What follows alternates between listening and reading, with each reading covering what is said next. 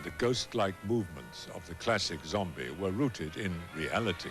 Plague of the Zombies was interesting in the fact that it was the first time in movie history that anybody had used makeup to actually reflect what a rotting corpse would look like in the ground, a zombie, so to speak. Actual rotting corpses.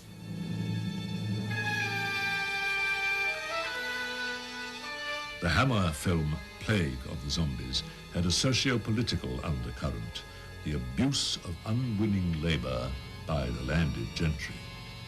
In this case, the dead were put to work in Cornish tin mines. After we'd been making for a while, I was asked if we could cut down, make them a bit cheaper. I was always being asked that. I said, there's one way we can make them back to back. That is to say, we do a picture, same cast, same sets, and do 2 pictures. Martinez also says that he saw something on the moors, something that he insists was his brother. But we know that his brother is dead. We also know that he is not lying in his coffin. Someone in this village is practicing witchcraft.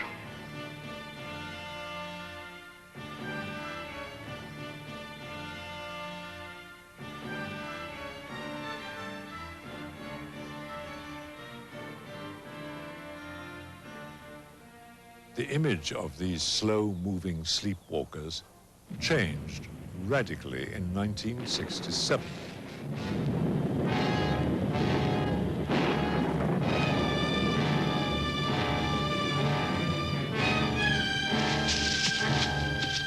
I don't think I go too far at all. In fact, I'm always looking to try to deliver more because the film is played for the fans, and whatever the critics of this kind of stuff say, they're going to say it, whether I do 1 effect or 20 effects or 30 effects, and people that don't like it are never going to like it, and I don't expect them to like it.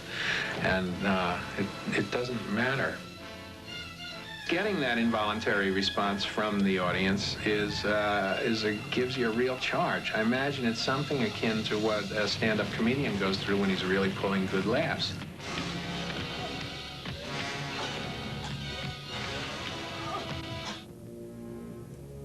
People go to see a bloody film to see bloody scenes. Is that sick? I don't think it's any more sick than people's attraction to the Indianapolis 500 in the hopes of seeing an exploding car or someone's actual limbs getting spread all over the asphalt. I think that's sicker.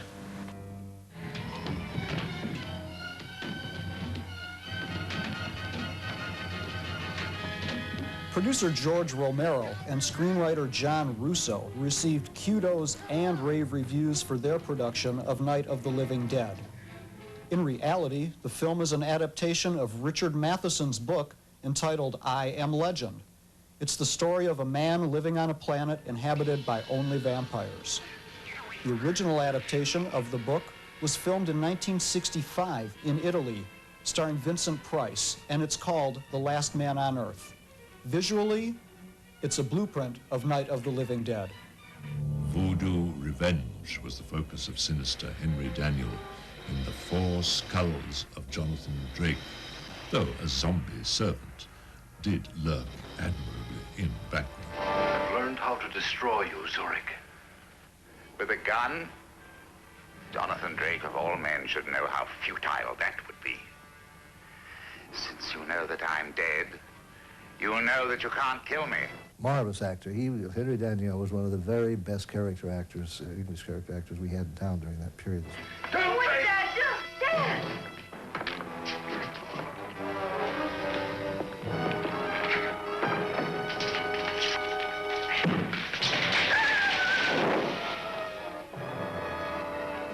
At the height of the era of black exploitation films of the 1970s, producer Paul Maslansky combined modern gore effects, a black cast, and classic revenge with Sugar Hill.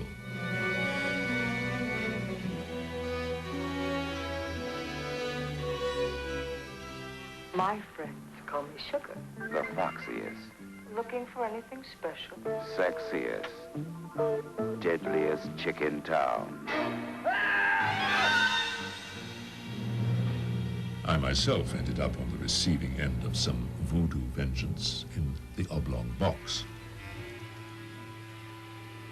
In the Oblong Box, there was a prince, an African prince, who was somehow involved with this dance troupe that starts it off, and they were really authentic. That happened to be in London at the time. So we decided to incorporate it in the picture.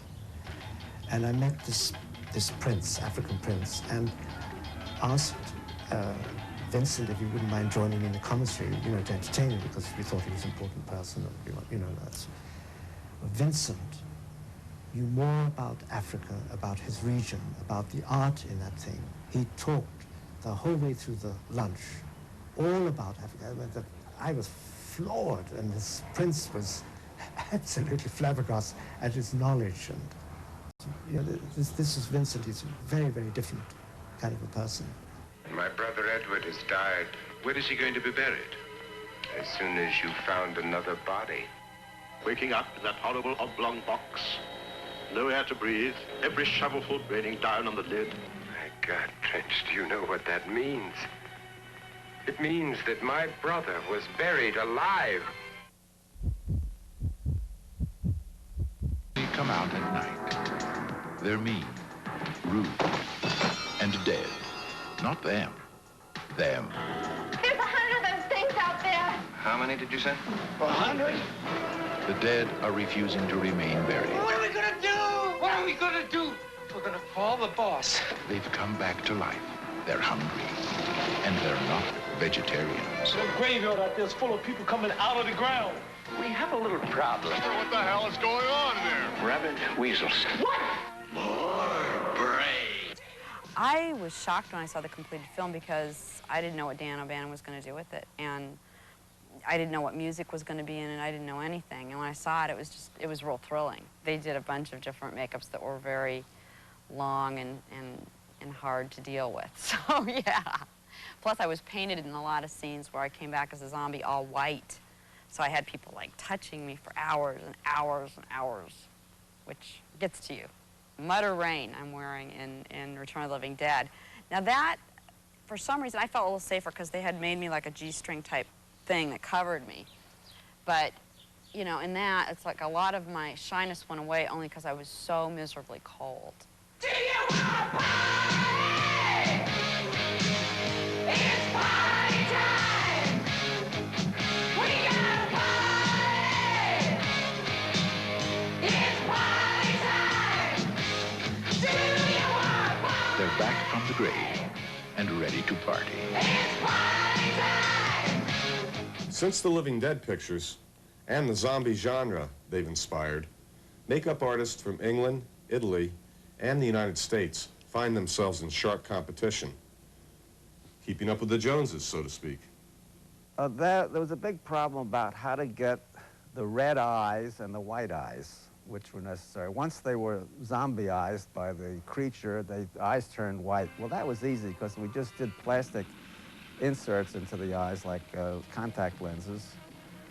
And we had a doctor on the set because of the danger of infection.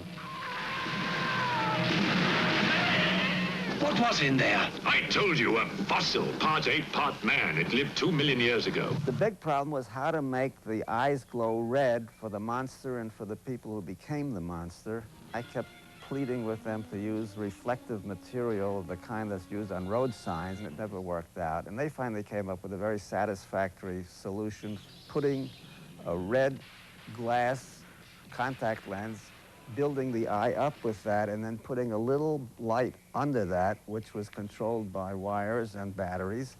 And when they pushed the battery, the light glowed behind the red glass, and there was a red eye, and it's worked very well. And their idea was better than mine in that case.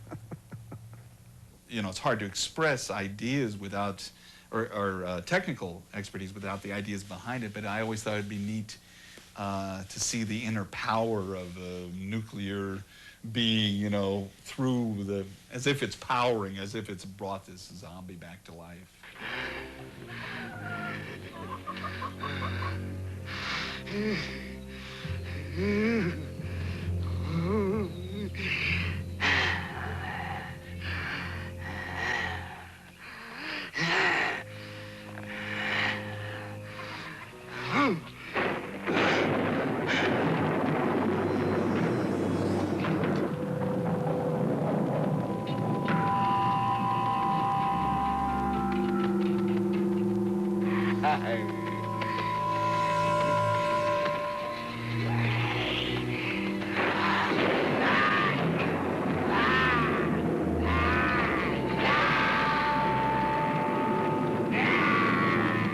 Can a Hung gun magically raise a corpse into living death? Or is the victim actually alive under hypnotic or chemical control? Well, that's hard to say. Films like this one were cheaply produced, but they still delivered what fans really wanted. Plenty of atmosphere and decidedly creepy characters.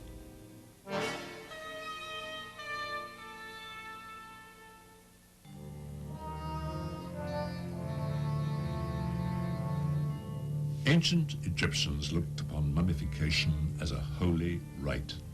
The last thing in their minds was the image of a bandaged fiend stalking through the night to strangle its victims.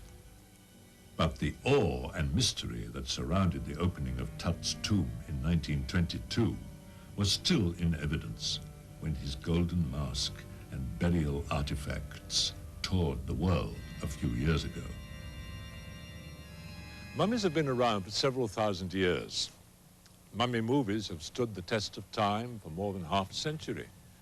If the past is any indication of the future, both will be around forever.